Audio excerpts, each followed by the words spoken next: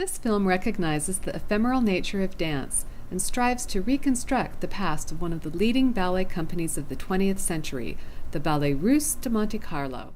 Once there was something called the Ballet Russe, which for more than 50 years created some of the most extraordinary ballet the world had ever seen. Performed by some of the most legendary dancers ever to have taken the stage.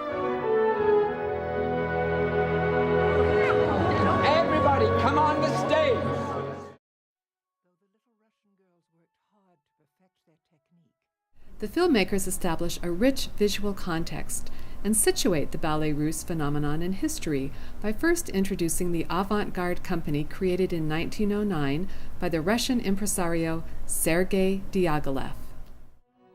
Diaghilev was a Russian exile in Paris who for 20 years had led a creative revolution that brought together the most brilliant artists of his day.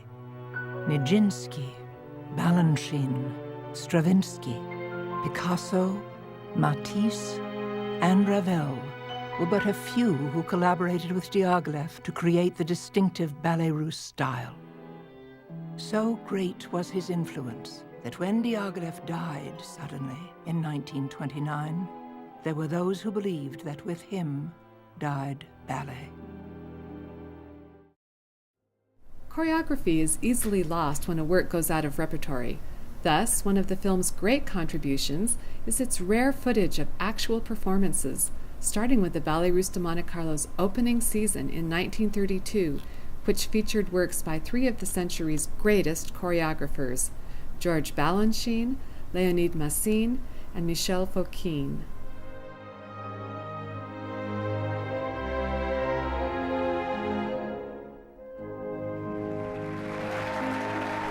Company politics and backstage power struggles eventually led to a serious rupture, resulting in two competing companies vying for rights to the Ballet Russe label. The film probes the public images of glamour and stardom to reveal the dancers' often penurious circumstances in companies teetering on the edge of bankruptcy. Over everything connected to the Ballet Russe, and so began the great London Ballet Wars of 1938.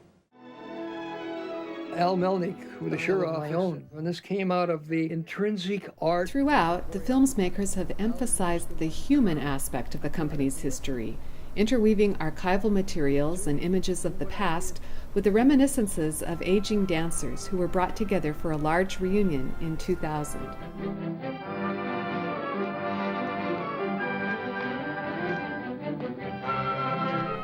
When the competing Ballet Russe companies fled Europe at the onset of World War II, Hollywood provided a welcome outlet for their talents.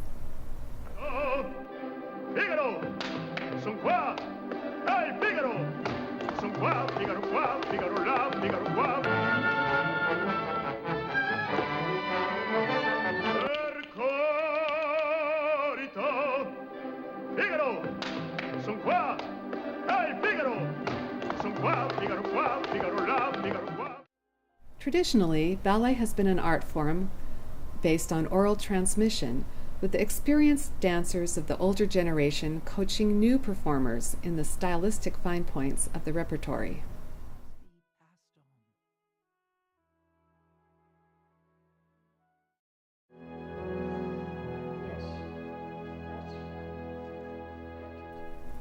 Ultimately, this film celebrates the triumph of the human spirit and the artistic vision that inspired dancers to make great personal sacrifices in the name of their art.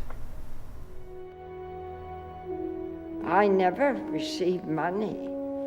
You see, the time when I was working, we used to be paid very little.